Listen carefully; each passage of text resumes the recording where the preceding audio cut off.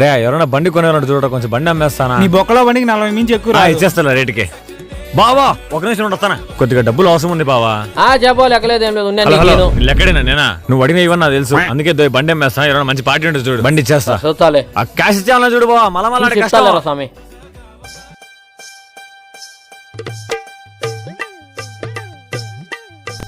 రే బామర్ది, ఉదయమే కదరా నన్ను అమ్మిపెట్టమనింది, అప్పుడే అమ్మేసిన బైక్. మంచి పార్టీ తగిలింది బావా, అందుకే అమ్మేసిన.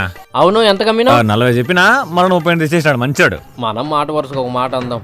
రే 38,000 కంటే నేనే తీసుకునింది కదరా. అయితే తీసుకో బావా. ఎవరా నీకు బావా? నేను తీసుకోవడం ఏంది? మా ఫ్రెండే బావా, నువ్వు ఈ మాట తెలిసి నీకు స్కెచ్ చేసినాం. ఎట్టో మా స్కూటీ పెడతాం కదా, ఈ స్కూటీ ఇచ్చేసే బావా.